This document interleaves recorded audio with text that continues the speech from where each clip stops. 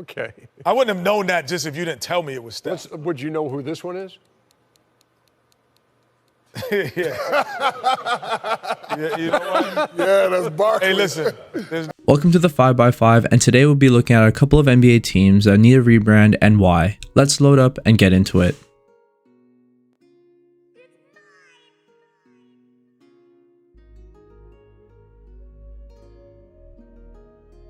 A team's brand is one of its most important components to the organization's identity. The yellow basketball is a significant staple that a regular Joe can recognize that it's the Lakers logo. The first time you see the Celtic logo, depending on your age, you can think of Larry Bird, or Paul Pierce, or even Jason Tatum. A team's brand can give a sense of nostalgia from the moments with the teams to the superstars that are the franchise themselves. It's important that an organization has an identity to improve cohesion and creates a culture that you can just feel by seeing the logo. When you see this logo, who do you think of? Gary Payton, Sean Kemp probably, or even Ray Allen and Rashard Lewis. Or you're probably thinking, what the hell is even that? Let's start with what is a rebrand and what happens when an organization changes their identity. It's like looking in a mirror, only not. Rebranding is important for an organization because it gives a team and city a fresh start. That Seattle logo ended up being the OKC Thunder that we know today. And since the change, you can't see this logo without thinking about Durant, Westbrook, Harden, Ibaka, and Perkins taking on the Heat in the finals, or without thinking about the GOAT himself, Nick Collison. Other teams have rebranded in the past when introducing a newer team or a player into the organization. The latest expansion to the NBA are the infamous Charlotte Bobcats, who still hold the worst NBA regular season record of 7 wins and 59 losses. The addition of the Bobcats caused the reinstatement of New Orleans to become the Hornets. That later on became the Pelicans, and which the Bobcats eventually went back to the Hornets. It's a whole lot to process. The man does not exist, okay? So I decided, oh shit, buddy, I gotta dig a little deeper. There's no Pepe Sylvia, you gotta be kidding me, I got boxes full. But this takes us to the main point of the video. What NBA teams today are in dire need of a rebrand? The Houston Rockets are one of the youngest teams in the NBA after newly deciding to rebuild after their forceful departure of James Harden. The Rockets' main logo while Harden was there hasn't changed much. The jerseys and look have you thinking about two eras, one with T-Mac and Yao, and the other with his step-back king himself. Now without a franchise player and championship hopes, a rebrand would be a good fit for Houston, as they recently have drafted and signed very young prospects such as Jalen Green, Josh Christopher, Kevin Porter Jr., and Christian Wood. It would be a refreshing take for Rockets fans to absorb a new culture and separate from the James Harden era.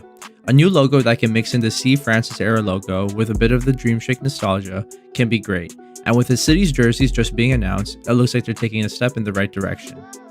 Just please anything but this. In very similar fashion, the Pistons are also a newly rebuilding team that can be in use of a rebrand and possibly reignite some inspiration to the Motor City. The Pistons' primary logo right now is a nod to its former art in 1979, which was used until 1996 to make way for one of my favorite logos of all time. The Pistons' look and jersey right now are simplistic, and with the introduction of their newest messiah to take them to the promised land, it seems that Motorcade is going to need a new look to separate himself from other Piston greats. A rebrand with more personality can for sure keep the league on notice and be ready for the Cade Cunningham takeover. Bring back the goddamn Stallions. The Kings have been a poor excuse for a franchise in the past decade. With poor draft picks, bad publicity, and terrible coaching decisions, the Kings need to rebrand and possibly even relocate. Being a California team is very hard when you're behind both LA teams and the very young and hip Warriors, especially when a lot of people forget that you're the capital of your own state. That's rough, buddy.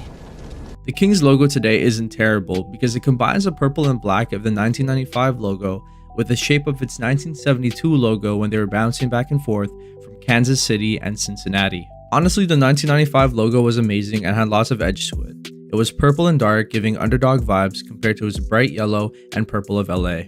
But it's important that the new Kings get away from it altogether and to get away from the Bibby, Weber, Christie, Divac, Stojakovic era. The idea of a relocation of the team is not crazy, especially when considering the location. I think the Kings should move to Las Vegas. The aces of the WNBA have been thriving ever since they've been introduced, and there's an audience in desperate need in Nevada, so they don't have to drive 4 hours to see a basketball game in LA. The Kings can even use a familiar logo that relates to their mascot, and with the ties in the cities such as the MGM Grand logo, with a new look and demographic, the Kings can introduce a new purple and gold to the league. A new surge of hype has been brought to Dallas the past couple of years due to the addition of Luka Doncic.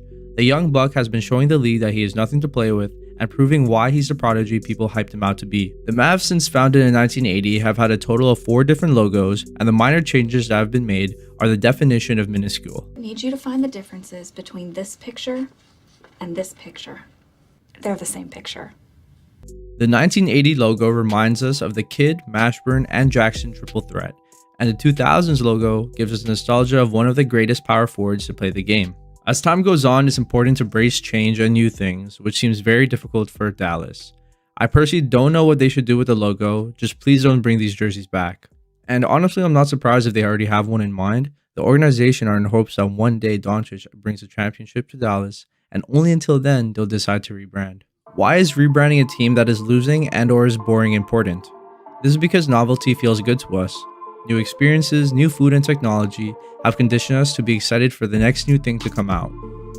It's important for these teams especially to rebrand because it makes the fan base feel good about their organization and about themselves. Novel items activate a portion in our brain called the substantia nigra and the ventral tegmental area known as the SN/VTA, which are important in releasing dopamine, the drug released in our body to make us feel good. Dopamine also has a major role in our motivation, causing people to seek out rewards than the actual reward itself, like wanting to win the Larry O trophy than the actual physical trophy itself. And there you have it, NBA teams that really need a rebrand and why. Thank you for watching, and if you enjoyed the video, don't forget to leave a like and subscribe for more.